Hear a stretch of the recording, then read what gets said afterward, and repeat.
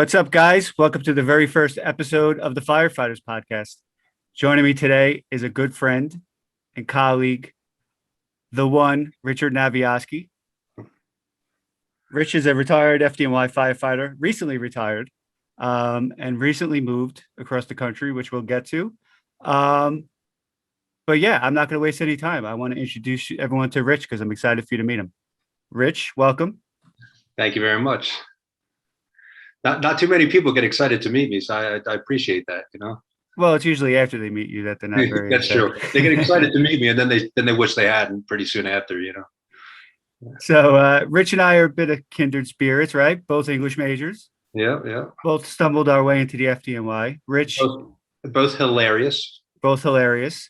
Rich is a graduate of the University of Delaware. Is that correct? I would say that that's not true. I Oh. attempted to be a graduate of the University of Delaware, but the drugs and alcohol kind of shortened that for me. So I wound up graduating from UMBC, University of Maryland, Baltimore County. Oh, all right. Joe Flacco did not attend that school, though, did he? Nah, he didn't. But when it comes to Joe Flacco, I am a blue hen all the way. So how does one make their way from Maryland to the mean streets of the West Village?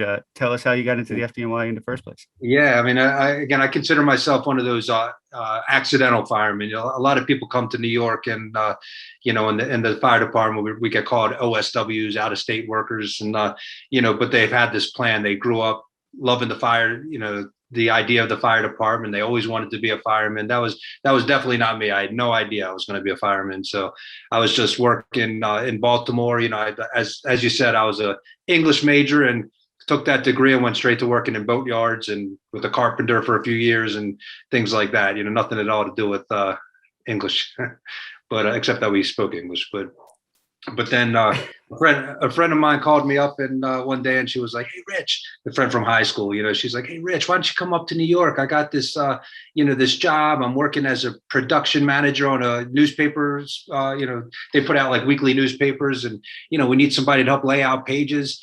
And I got a roommate moved out of my apartment and this and that and the other. And I was like, yeah, why not? I'll move to New York. That seems like a cool thing to do. I was, again, like I said, I was working in a boat yard. It wasn't like I wanted to make a entire life out of that. So I was like, yeah, I'll go to New York. And that's how I wound up there. And then I was there and I started thinking, man, sooner or later, I got to figure out something to do with my life before I turn, anyway, I was pushing my late 20s at that point, so Did you still have the mullet? Was the mullet still working or no? No, unfortunately, I was already starting to grow this. I think so. The mullet was only going to be a skullet at that point. Although I wish I could get it back. Hell yeah, brother. But so, anyways, I wound up. I wonder how you become a fireman. I looked into it, and it was like they were giving the test, and so I just figured, oh, okay, that's cool. They give the test every couple months. I'll take it this time, And as we know, they really don't give the test that frequently, every 4 years at best, and so timing is everything. I've got a sort of a Forrest Gump quality sometimes of getting through, my stages of life, Right. So I'm assuming we took the same test, which was what, 99? Yeah. 99. Okay. So you did well, presumably you got to the top of the list, like I did. So you got on in February of 2001, right? Yep. So a few months before me. Yep. So you got on, you went into the academy, and where'd you go right after that? You went on the first rotation? So just like you, so me and Rob and one other class, there was 3 classes. We had this thing, they called it the 14-week program.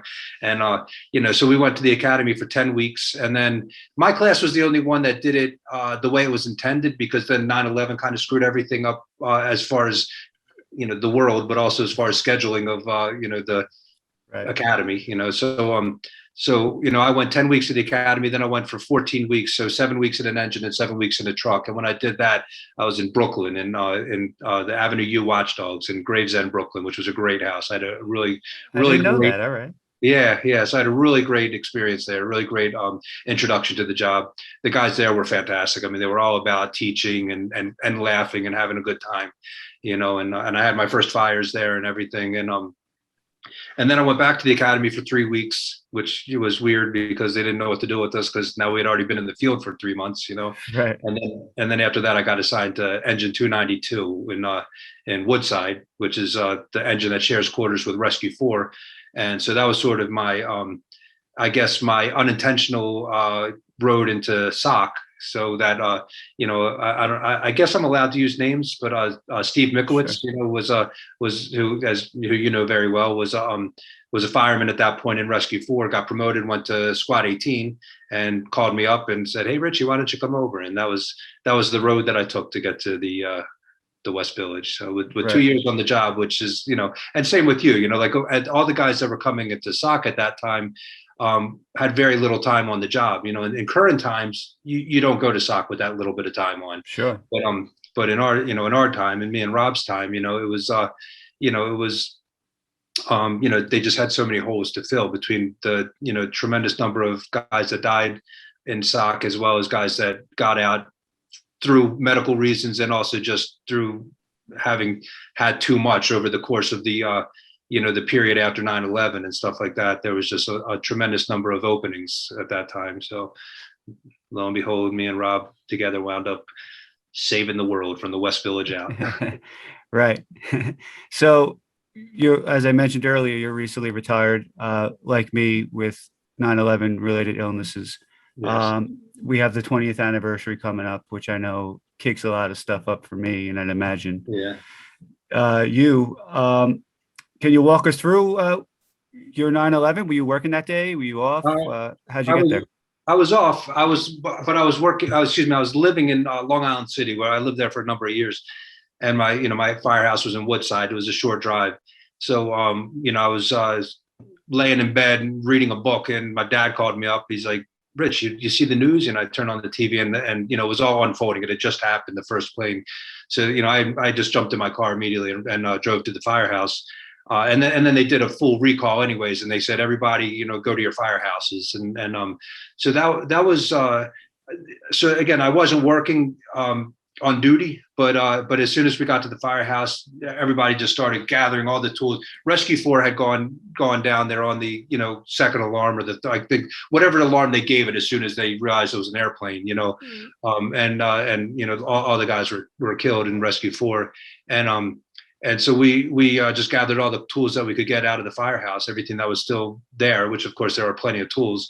And somebody kind of flagged a bus, an MTA bus on Queens Boulevard, and the bus driver had all the passengers get off, and we just loaded all the tools onto there, and then everybody that showed up at the firehouse got on the bus, and we went down. And so then we got to the West Side Highway, where they kind of held us for a little while they were trying to make sense of what was going on and get riding lists together too, so they could keep track of that. Because there were so many rumors, as you remember, there were so many rumors about who was alive, who was dead, who was missing, Sure. who wasn't, everything else.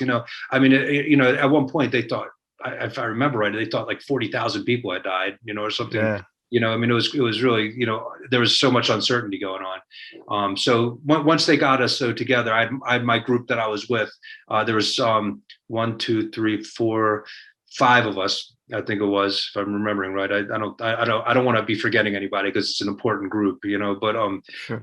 and then the 5 of us, we stripped hose off of a engine that was parked there, and just folded it up, and we had a length of hose on our shoulder, each of us. We had some hooks and stuff. We just grabbed a couple tools, and we didn't know what we were going to need. We just went walking in, and it was just and as I know you recall as well as I do, it was just like you went from the gorgeous blue sky into Armageddon. I mean, it was Sure. just like a blizzard, but it was all of course, ash and smoke and everything else.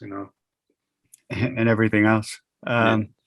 Yeah. So after that day, if I remember correctly, they went directly to the AB chart, right? Yeah.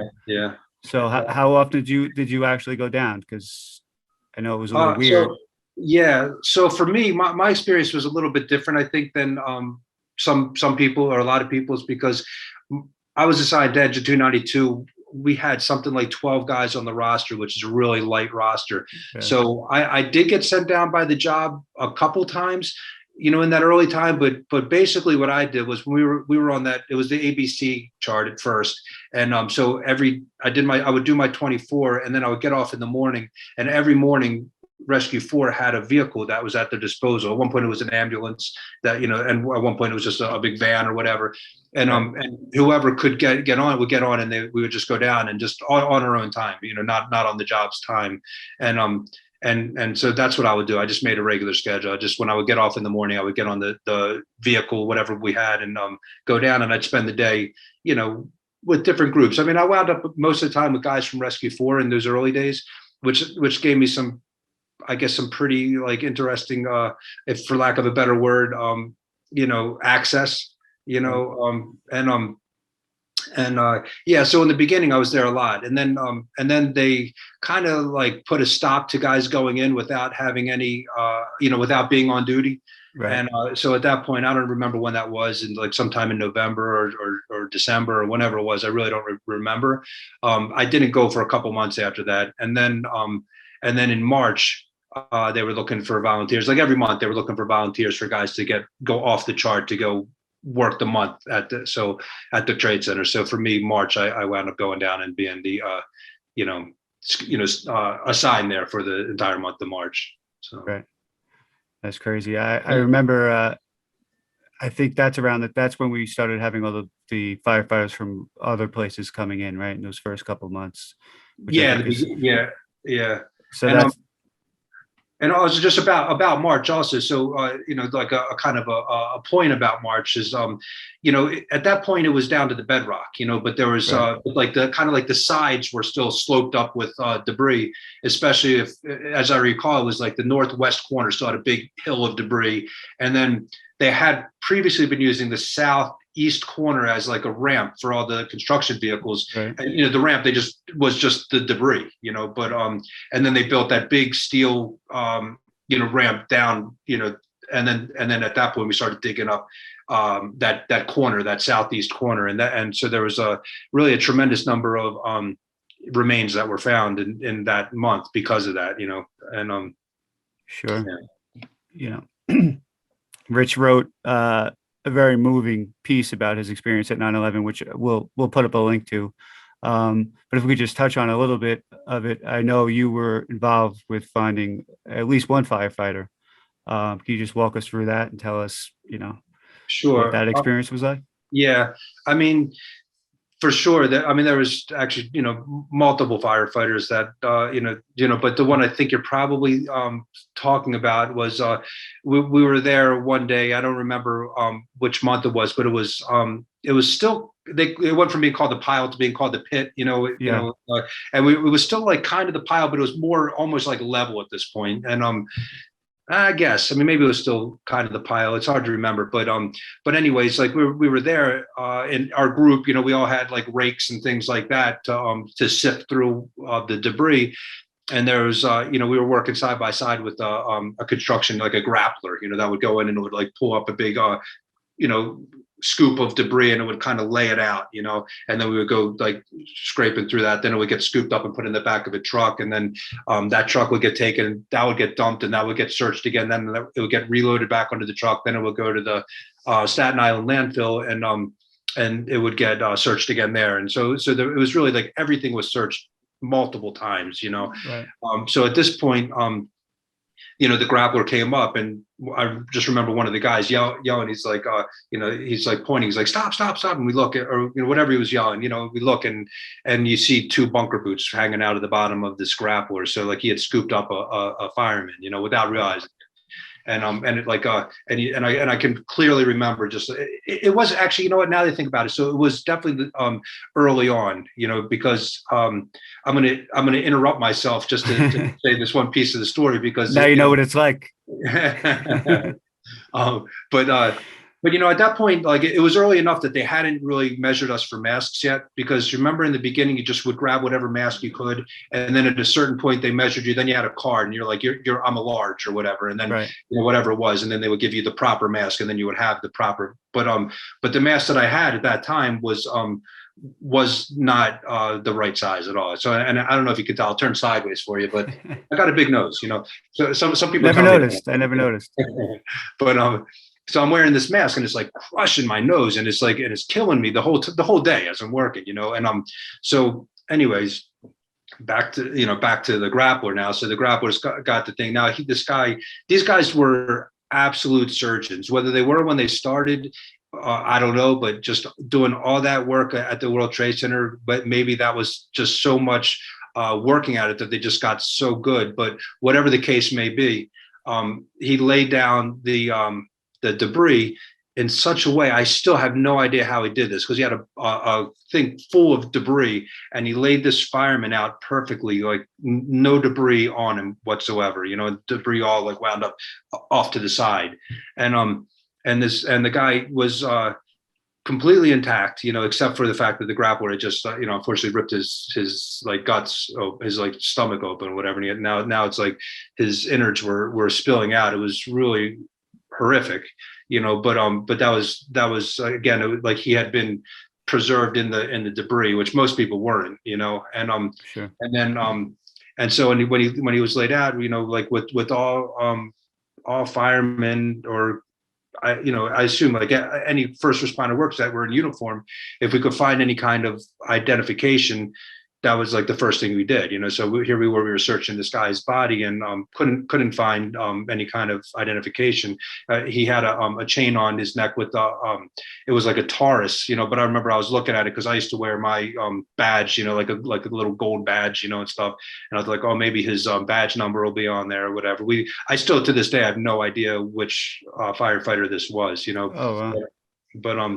But so anyways, and I was gagging, like terrified that I was going to throw up, because the smell was because I had just these big gaps, because I had this tiny little, Right. mask on this big face of mine or whatever. And, that's basically it. And then we kind of got him into a body bag and sent him to the morgue, and, and we moved on, continued, the guy grappled another load, we raked through it, and just the day went on, Yeah. Wow. Well, speaking of those gaps in your mask, we all know the controversy about the air quality and being told it was safe to breathe and not to breathe. You actually were one of the guys who got sick early on, right? Before we went to Washington, before all these bills got passed. Yeah. You got sick and you were kind of left dangling by the FDNY and the national program. Tell us a little bit about that experience. Okay. So that, and as you know, like I hold bitterness about that, Sure. I love the job. I love the fire department. I love the FDNY, but I love the union. I love the membership, but I was mad at everybody, and I still am a little bit, because what happened with me was I wound up, so I was at Deutsche Bank also. So just real quick, the Deutsche Bank fire, for those people that are listening, that probably most people know what it is, but maybe they don't. It was a building that was on the fringe of that was heavily damaged in the World Trade Center collapse. And at one point they were renovating it. It had like a huge chunk dug out of the middle of it. And at one point they were renovating it, and then they stopped and they said, this is, way too contaminated. And then they started doing a floor by floor abatement, and then taking it down floor by floor. And then in 2007, in the summer of 2007, there was a fire there that wound up becoming a nightmare of a fire, where Joey Graffinino and Bob Badia both died, and stuff. And Squatty team was there. I was one of the people working. We were basically stuck inside the building for a while, an hour and a half or whatever it was, while there was a record number of maydays, like something like 28 maydays given or something like that. Guys were lost all over the place. It's a whole nother story, the Deutsche Bank, for people that don't know it. I mean, it's worth reading up on and stuff. But anyways, after that, so I don't know whether it was that or 9/11, but in my mind, it was clearly one of those things that that microscopic particles of whatever sort lodged inside my body. My body reacted by the antibodies got tricked basically into thinking that my platelets were foreign bodies. So now it's fast forward. It was months later. Who knows how long this was going on, but months later, I went for my regular annual medical, and I had almost no platelet. I was like a hemophiliac. I don't know how I didn't spontaneously start bleeding, because people have on average 150,000 to 400,000 platelets. That, however the count works, but that's the number, And I was down to 19,000 platelets, I guess per whatever, in my blood, which they discovered at my medical, So from that point, they put me onto medical leave. I had to go once a week to a hematologist, and they wouldn't make it line of duty because it's an extremely rare condition. And it's what they call idiopathic, which means that it's impossible to trace the source. So it's a trigger disease, though. It's not like it's a genetic disease or something like that, Right. And extremely rare in a male of my age at the time, which I was in my, somewhere in my 38, 37, whatever I was at the time. And so for a year, anyways, I spent the year on light duty going, again, on my own time, on a day off from my light duty schedule. I would go take the train, pay for train, to go into the city to see my hematologist. I'd have to pay for an extra day of daycare because I had a baby girl at home. Before I knew what it was, I'm like seeing my life flash in front of my eyes. I thought I had leukemia or something. I didn't know what was going on. They wound up going into my spine and into my, I don't know if it was my spine or my upper hip or whatever it was, but to dig marrow out and to test it, they tested my spleen. They did all kinds of stuff, and they determined it's this autoimmune disease where you're it's called ITP, where your antibodies are killing your platelets. So anyway, I rode through it. I tried to fight it. I tried the union. I tried, the union's lawyers. I tried, everything I could, but nobody really wanted to take the case because it was an idiopathic disease. It's impossible to prove. I used to argue. I say, well, just as you say, it's impossible to prove that it was caused by my exposures. It's impossible to prove that it wasn't also, so I was really left hanging, and I didn't know. I thought my career was going to be over. Thankfully, because, the doctors were terrific, and through all the treatments that I got. And then ultimately I wound up on taking like these 4 pills every day for the side effect that it would boost platelet production. So I would kind of be producing them faster than I could kill them. And then I would get weaned off of it. Then they'd start dropping again. Then they'd go back on the drugs. Then they'd wean me. And after like the 4th or 5th time being weaned off of this drug, my body just stopped killing the platelets. Thank God, and it hasn't come back. So it's something that's always been in my head. Like I'm always like wondering every time I get a blood test, am I going to have platelets? But it never did recur. Again, I knock on wood. Yeah. Well, and you must have had all those doubts whether or not your career was going to end. And without a doubt. At that point, you would have been depressed, Yeah. And that wouldn't have been considered a line of duty, right? So you would have just been put on disability and. Yep. And not only that, but I was also, I was not quite, I didn't have 10 years on the job yet at that point. And 10 years is like a magic number, because after that you collect a non-service disability pension. Whereas before, if I had been put out before 10 years, I just would be, that's it, not taking care of it all, so. But again, like I got lucky as far as it goes, because it did go away, and I did continue and do another, 12 years of my career or whatever it was, and I guess in the end, I got to look at it as all's well that ends well. I look at how terrible a lot of the ailments are that a lot of the guys that we worked with have gone through and even died, and stuff. And I say, well, I can't really complain, because I never even felt sick. I just knew that I was, I even, if you remember, I even ran the marathon that year, Yeah. I know. I mean, your story was always something that caused a fire in my belly. I know that when I was down there, I definitely had your story in mind, and Howie's, our colleague, Howie, a senior man who had cancer before it was covered, and just to think that all that time you spent going down there on your own time, volunteering, after you were told it was safe to go down there, to thank you for your service would be to get a kick out the door. Right. Um, you know, Yeah. what a slap in the face that would have been. But Yeah. thankfully you recovered. Um, we don't have too much time left, and you have a lot of stories. I mean, your career is bookended by the greatest terrorist attack on our nation and the greatest pandemic our generation has seen. But in the middle there, you've pretty much seen it all. I'd like to touch on something that I know happened, because I want people to realize that a firefighter is never off duty, right? Yeah. As you demonstrated. I mean, I think half the guys who died on 9/11 were off duty. Um, but tell us about the time you were on your way to work and you witnessed somebody getting run Right. over. Yeah, Um, that was pretty terrible. So it's when you're at work, in the firehouse, you're in uniform and everything like that. You're expecting to go to who knows what, and nothing shocking. I mean, it is shocking, but it's not shocking because right. you're there knowing that anything may happen that day. Well, Um, after the way our career started, nothing is shocking, right? Yeah, exactly. And the one day I was driving into work, and I was actually coming in early because I had to go to the Brazilian consulate for some reason, maybe to get a visa or something to go visit my wife's family.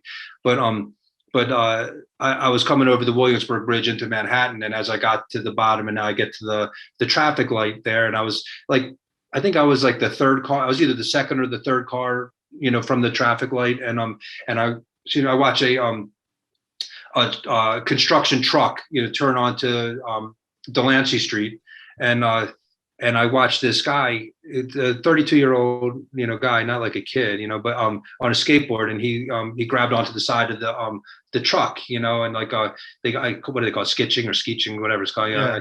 I should have looked that up. If I know, I would have looked a lot cooler, skeeching, whatever. But anyways, he grabbed the side of the truck, and I'm watching. I just in my head, I'm like, oh my god, this guy's crazy, And then I watched his skateboard kind of do this like wiggle, like he just caught a bad wheel or like he hit a pebble or whatever happened. But I see him and I'm like, my heart's in my chest, and sure enough, boom, he goes up and he goes down, and he goes right under the wheels of this truck. So I didn't see the wheels go over him because the car in front of me, but I jumped out of my car and I run over to look, and I see some people had come off of the sidewalk and were next to him. And I thought, it just looked like, oh, okay, I guess he didn't get run over. God, that was a close call. I jump back in my car, because I'm still in the middle of Delancey Street, Okay. and I start to drive past, and I like look over, and I'm like, that guy's not moving, So I pulled over, I run back. There was a wonderful woman that turns out was a retired EMT who was holding neck stabilization on him, and she it turns out I got to know her a little bit afterwards. She's a very religious woman, and she was reading, not reading it, but speaking his last rites and stuff. And the guy, his eyes were open, but he was in full shock. He was, foaming at the mouth and everything. And I lifted his shirt to try to, and it was just a big growing purple bruise. Like it was just, bleeding out internally, and it was horrible, really. But so I basically, there was not a whole lot that we could really do, so like I got on my phone, and I know people had called 911. I called our dispatch and I said, listen, we need to get this guy, needs a rush on the bus. He needs an ambulance immediately. He's got to get to a trauma surgeon if he's got any chance whatsoever, and of course, he was so severely damaged. I mean, he didn't survive. And he left behind like two young children. I actually got to know his parents and his sister a little bit. Like they got in touch with me afterwards, and they wanted to meet me, which was touching but heartbreaking. Sure. Yeah. Yeah. But yeah, so that's that story. It was pretty awful. Yeah. He had just opened up ironically, had just opened up a skateboard shop in Williamsburg, Brooklyn. But Terrible. And then you had to go to work, right? yeah, Start your tour. Yeah, and then I'm like in my head, I'm like, this isn't supposed to bother me, So I'm like trying to act all cool, like, yeah, I just saw a guy get run over, but in my head, I'm just like, I was like, I was off that whole night, Right. Speaking of which, I know you were on duty when the terrorists drove down the bike path, correct? Yeah, that's yeah. Yeah. Can you tell us a little about that? I know you guys pulled up on the scene pretty quickly. Yeah, so that one, So my favorite day to work was always the gay pride parade and the Halloween parade because Sure. Yeah, yeah, me too. yeah, totally. So our firehouse, for people that don't know where the Squad 18 is, it's like right in the root. It's like so it's like you are fully in the middle of it for both of those events, the Halloween and the Pride parade. And it's so much fun. I mean, there's such a good feeling in the air. Like it's so much fun to work. We never stop running from this moment we get there till we get off the following day. But Right. it's a lot of fun. So anyway, it was another Halloween. I was all geared up. I was psyched. I'm working Halloween. It was the afternoon, and we get the run. So for people that don't remember what the story was this guy it was like a lone wolf terrorist, like he was, I believe, I think he was like operating on his own, if I'm not mistaken. And he had gone and he had rented a pickup truck from like a Home Depot or a Lowe's or something. And what he wound up doing was he came and he just drove down the West Side Highway, veered up onto the bike path that runs alongside of it, and just like rode for like, I'm not sure how far, pretty far though, like just like plowing over people on this bike path. And then he came out somewhere down in like in Lower Manhattan, and he rammed into a school bus full of kids. Thankfully, nobody got hurt on the school bus. And then he got out. Now his truck was disabled. He got out, and I don't even know if he got. I don't think he got killed. He got shot in the stomach or something. Like I don't remember the end result of it, but I know that he was captured anyway. Whatever, Right. obviously, at that point. So the 911 calls that were coming in were because this truck had driven into a school bus. Nobody had called about the bike path. Nobody knew about the bike path, and so we were responding as a SOC unit going to a severe, like automobile accident.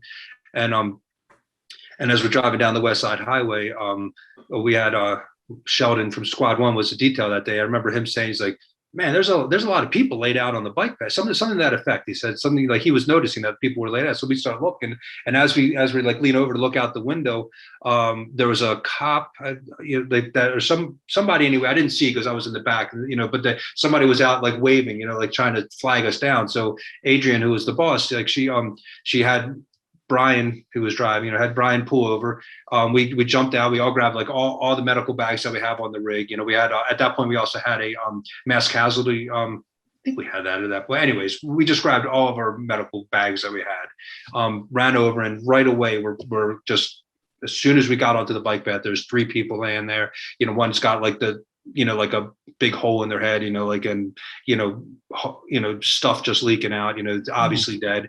Another one had like their leg broken so severely that the foot was pointed up toward their head, and it was just like, it was horrific, and then, and so we start trying to work on them. I'm looking around like, there's people there, there's people, we have 6 people, five, because, at that point, Brian's on the rig just trying to raise dispatch and trying to give information, like trying to get more units sent to us, not just where they were all going. We're watching fire engines and ambulances zoom past us on the West Side Highway and trying to raise them on the radio, and stuff like that. Eventually, Rescue 1 actually spotted us, and at a certain point, it was us and Rescue 1. But for what seemed like an infinite amount of time, it was probably not that long, but it seemed like a incredible amount of time.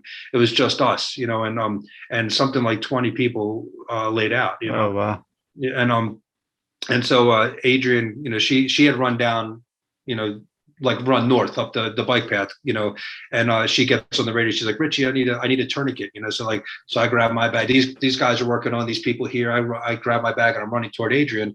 And it's like the old thing that we would learn in, in like mass casualty incidents, is the idea of triage. You have to it's a horrible thing to have to do, but you have to pick and choose, so like, so like I see somebody sitting there just kind of like moaning and stuff like that, but seem like they're okay. That person can wait, and I see someone, that got thrown into the bushes, I remember one person literally had their head backwards, because like had their neck broken so badly, and and like and I ran up to Adrian, and there was this guy who was conscious, and he was laying there, and he was just like bleeding severely from his like upper leg, and so and his friend was with him who wasn't injured, and he was just like, it's completely distraught. These were I forget what they were from. They were from South America somewhere. It was like a high school reunion or something like that, but like a big group, like a big tourist group had come from like Argentina or so. I forget where they were from, but but the guy was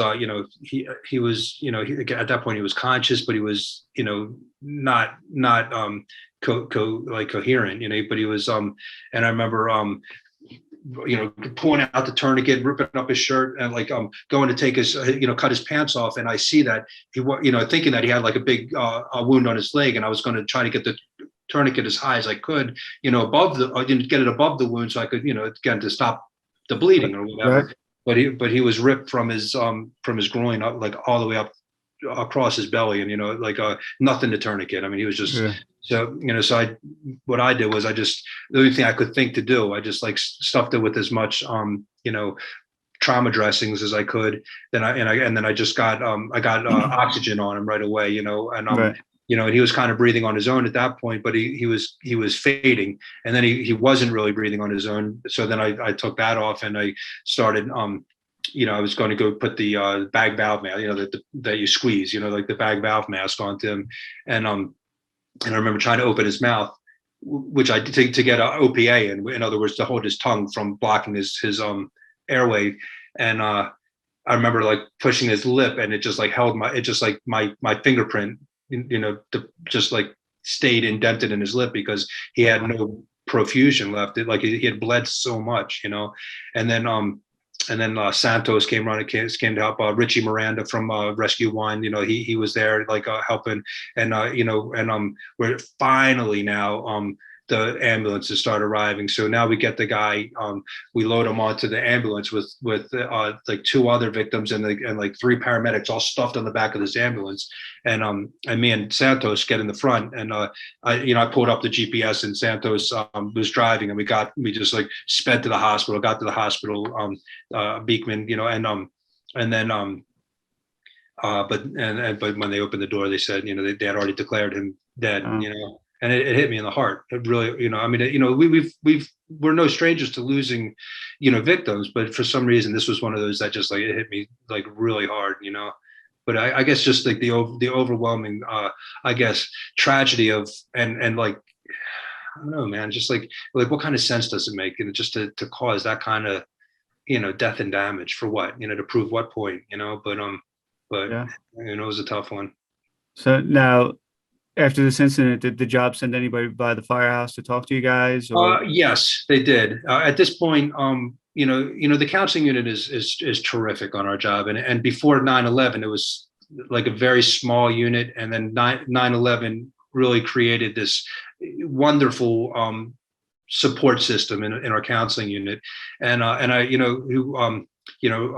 a friend of both of ours, Richie Portello, who's one of the greatest men I think that it's ever been on the job. Retired as a chief. As me and you both know. But he at this point was now retired. He had been put out. He had tore his shoulder or something, and after a long career, a long, very, very storied career, but anyway, he's been working with the counseling unit, so he came by and talked, and he's easy to talk to, because we're friends, at this point, right. and stuff, and it was helpful. I remember I didn't take any time or anything. I just kept, but it definitely like it took a little while for my head to snap back to being right, for sure.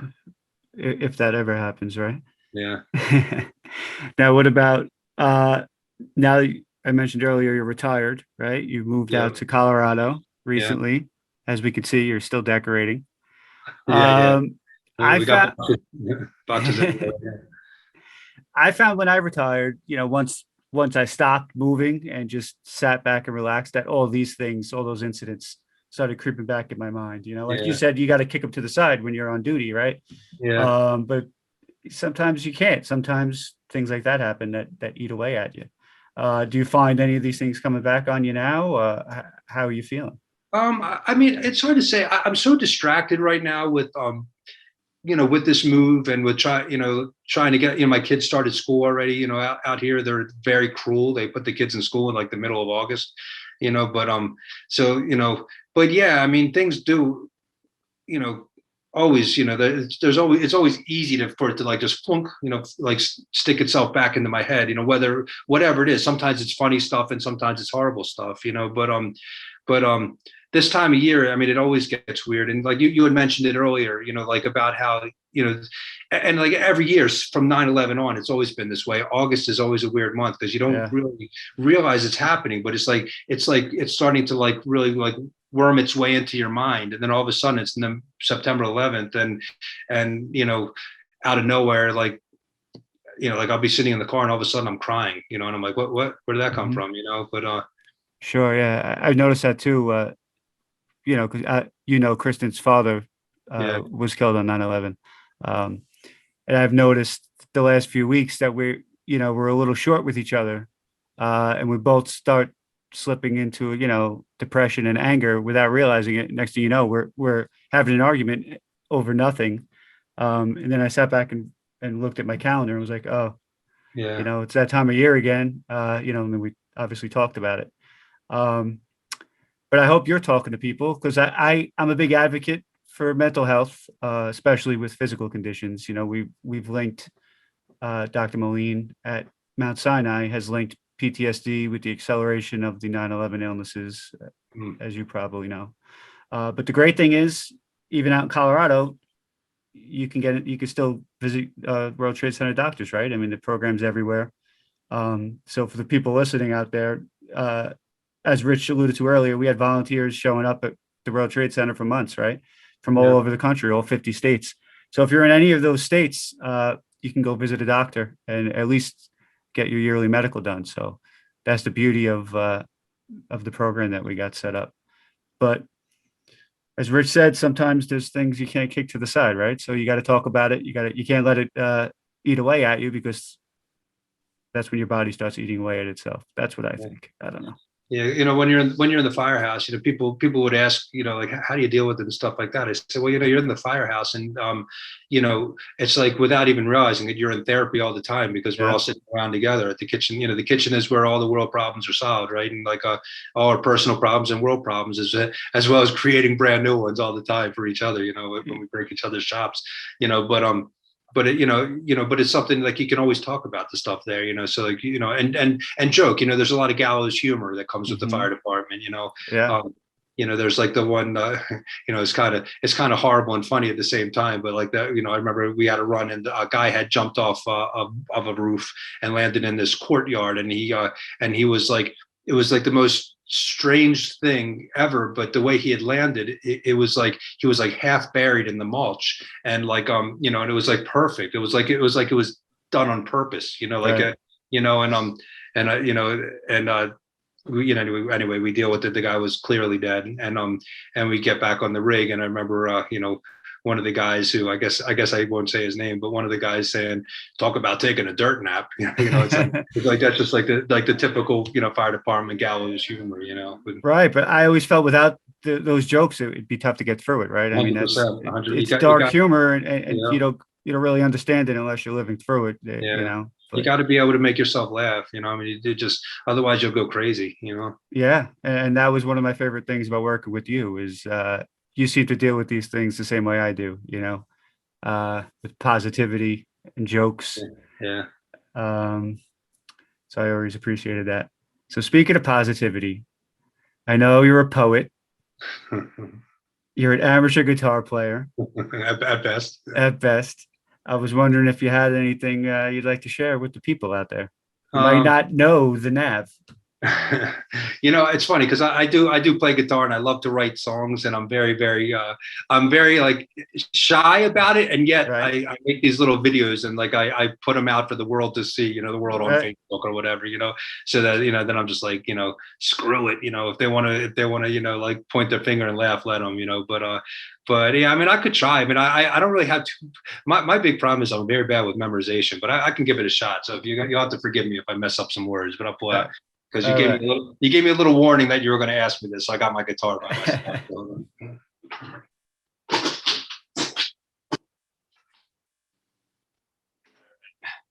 Let's see. Let me see if I can get it in the screen a little better here. All right. All right. So I was thinking about it. What are the closest songs that I have to being memorized? And I got like a love song, because I'll do a little love song for you. This one's called "That's Okay," and I may have to do we may have to say cut and do another take because I'm sure I'll mess it up. But here we go.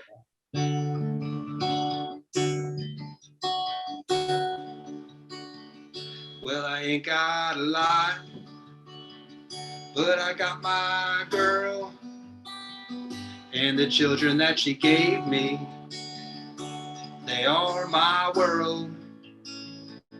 If I get nothing else, that's okay. There couldn't be anything better than today.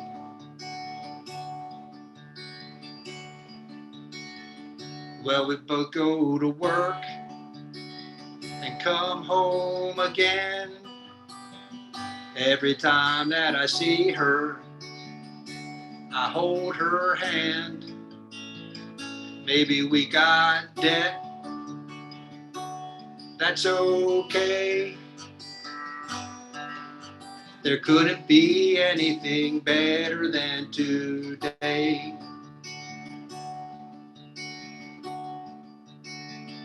Well, we haven't stopped loving since the day we wed.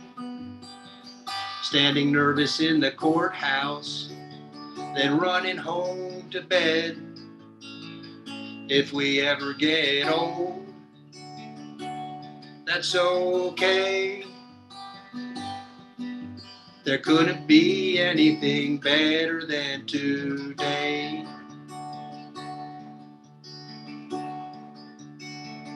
Well, I ain't got a lot, but I got my girl and the children that she gave me. They are my world. If I get nothing else, that's okay. There couldn't be anything better than today. There couldn't be anything better than today. There you go. Well, that was great, buddy. I can't think of a better note to end my very first episode on. Thanks a lot, man. Well, I hope you will join me again and tell some more of your stories. I would love to. I would love and to. share your positivity mission with the world. You can find Rich's songs on YouTube, right? What's your YouTube channel? Either my name, Richard Naviasky, or the one Nav, like THE1, the number, NAV. One's all we need. So so that's it, the one, but the one, not the word, the number, NAV. All right. And that should find it.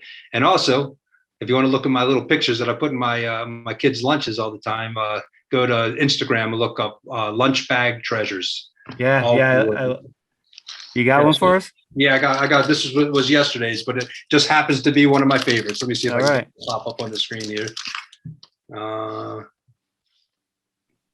Is that clear? The riddle of the stinks. What smells? And we got a little Sphinx looking character there. Oh, he looks like he's tooting. I mean, tell me that's not hilarious. Come on. That's very Nav. So anyway, man, thank you for being my first guest. My pleasure. Thank you for your service to our city and our country. Thank you. I know it probably makes you uncomfortable, but you are a hero, and you earned every minute of your retirement. I hope you're enjoying it with that. I am. Thank you. And Rob, I feel the exact same way about you. What you've done has been absolutely tremendous. You've done more than so many people to get bills passed and everything else. The time that you spent on the job and the time that you spent after it have been tremendous.